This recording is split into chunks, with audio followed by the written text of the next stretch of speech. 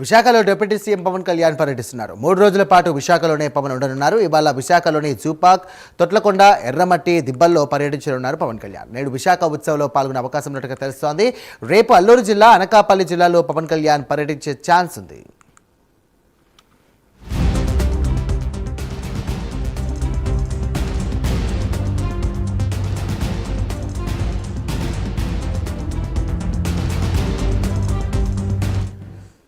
ఇదే అంశానికి సంబంధించి మరిన్ని డీటెయిల్స్ అందించడానికి మా కరెస్పాండెంట్ చంద్రశేఖర్ సిద్ధంగా ఉన్నారు. చంద్రశేఖర్, చెప్పండి, వైజాగ్ టూర్లో పవన్ కళ్యాణ్ చాలా బిజీగా కనిపిస్తున్నట్టుగా తెలుస్తోంది. ఏంటి ఆయన ప్లానింగ్ షెడ్యూల్స్ ఏంటి, అలాగే ఏ సందర్భంలో పాల్గొనే అవకాశం ఉంది?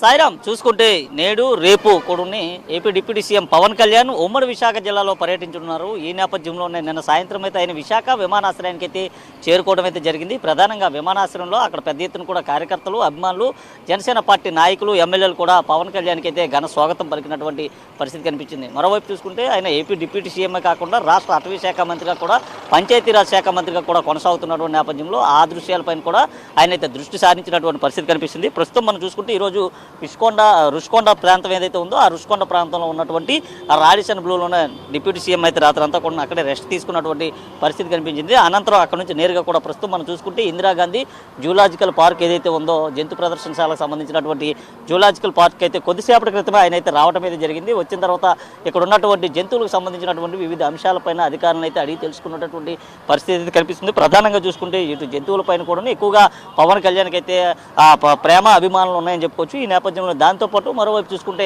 అటవీ శాఖకు సంబంధించినటువంటి మంత్రిగా కూడా ఆయన కొనసాగుతున్నటువంటి నేపథ్యంలో ఇటు జంతు సంరక్షణతో పాటు ఇటు అడవుల సంరక్షణ కూడా ఆయన అయితే పెద్దపీట వేసినటువంటి పరిస్థితి కనిపించింది. ఏదైతే మార్చి 15వ తేదీ నుంచి కూడా పెద్ద ఎత్తున కూడా రాష్ట్రంలో మొక్కలు నాటేటటువంటి కార్యక్రమానికి ఆయన శ్రీకారం చుట్టినటువంటి నేపథ్యంలో ఇక్కడ ఉన్నటువంటి ఆ అడవుల్ని, అలాగే వాటిని రక్షించే దానిపైన కూడా అధికారులతో కూడా ఆయన మాట్లాడేటటువంటి పరిస్థితి కనిపిస్తుంది. అనంతరం జూ పార్క్ నుంచి కూడా నేరుగా కూడా ఇక్కడ నుంచి బయటకు వచ్చిన తర్వాత దీనికి ఆపోజిట్గా ఉన్నటువంటి ఏదైతే కంబాలకొండ అనేటటువంటి ఒక ప్రాంతానికి అయితే వెళ్ళనున్నారో అక్కడ ఉన్నటువంటి అటవీ శాఖ జంతువులతో పాటు అక్కడ ఉన్నటువంటి అడవిలో ఉన్నటువంటి ఆ మృగాలు, వన్యప్రాణులతో పాటు అక్కడ ఉన్నటువంటి చెట్లను కూడా ఆయన సంరక్షించే దిశగా కూడా అధికారులతో మాట్లాడేటటువంటి పరిస్థితి కనిపిస్తుంది. ఈరోజు చూసుకుంటే విశాఖ జూ పార్క్ సంబంధించినటువంటి ప్రాంతంలో ఆయన ప్రస్తుతం అయితే లోపల కలిగి తిరుగుతున్నటువంటి పరిస్థితి కనిపిస్తుంది. ఇక్కడ ఉన్నటువంటి ప్రతి ఒక్క జంతువుకి సంబంధించినటువంటి అంశాలపైన కూడా ఆయన కూలంకుషంగా అధికారులను అడిగి తెలుసుకున్నటువంటి పరిస్థితి కూడా మనం చూసుకోవచ్చు. ముఖ్యంగా చూసుకుంటే జంతువులకు సంబంధించినటువంటి అంశాలపైన ప్రతి ఒక్కటి కూడా క్షుణ్ణంగా పరిశీలిస్తున్నటువంటి పరిస్థితి అయితే కనిపిస్తుంది. జంతువుల తర్వాత పాటు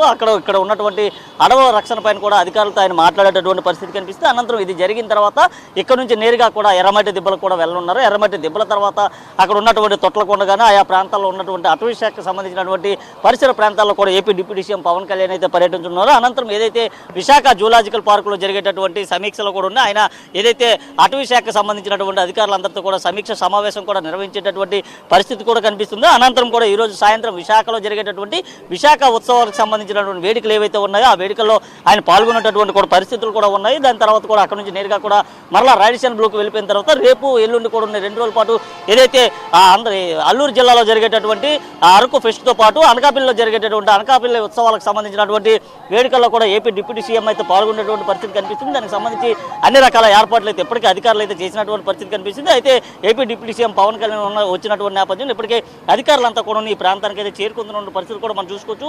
ఏదైతే ఇందిరాగాంధీ జూలాజికల్ పార్క్ సంబంధించినటువంటి లోపలికైతే అధికారులంతా కూడా వెళ్తున్నారు. మధ్య సేపట్లో ఉన్న పవన్ కళ్యాణ్ ఇక్కడికి వచ్చిన తర్వాత ఇక్కడ నుంచి నేరుగా కూడా కంబాలకొండకు వెళ్తారు. కంబాలకొండ నుంచి మరలా కూడా జూ పార్క్ వచ్చిన తర్వాత ఇక్కడ ఉన్నటువంటి అధికారులతో కూడా సమీక్ష సమావేశం నిర్వహిస్తారు. సమీక్ష సమావేశం నిర్వహించిన తర్వాత అక్కడ నుంచి నేరుగా కూడా పవన్ కళ్యాణ్ ఎర్రమట్టి దిబ్బలకు కూడా వెళ్ళేటటువంటి పరిస్థితులు కూడా ఉన్నాయి. అనంతరం కూడా ఏదైతే అరకులో జరిగేటటువంటి ఫెస్ట్లో కూడా ఆయన అయితే పాల్గొనేటటువంటి పరిస్థితి కూడా రేపైతే ఉంది. అలాగే అక్కడ నుంచి అనకాపల్లి జిల్లాకు సంబంధించినటువంటి అనకాపల్లి ఉత్సవాల్లో కూడా ఏపీ డిప్యూటీ సీఎం అయితే పాల్గొంటున్నారు. దీనికి సంబంధించి ఇప్పటికే ఇటు రోడ్డు మార్గానికి సంబంధించినటువంటి అన్ని రకాలైనటువంటి భద్రతాపరమైనటువంటి ఏర్పాట్లు కూడా అధికారులు అయితే చేసినటువంటి పరిస్థితి కనిపిస్తుంది. ఏపీ డిప్యూటీ సీఎం రానున్నప్పట్లో ఇప్పటికీ ఈ ప్రాంతాలన్నింటిలో కూడా అధికారులు అయితే క్షుణ్ణంగా తనిఖీ చేశారు. తనిఖీ చేసిన తర్వాత ఈ ప్రాంతంలో ఎలాంటి ఇబ్బందులు లేకుండా, సమస్యలు లేకుండా కూడా, అలాగే జూ పార్క్ వచ్చేటటువంటి పర్యాటకులు కూడా ఎలాంటి ఇబ్బందులు లేకుండా ముందస్తుగానే చర్యలు అయితే తీసుకున్నటువంటి పరిస్థితులు అయితే ఉన్నాయి.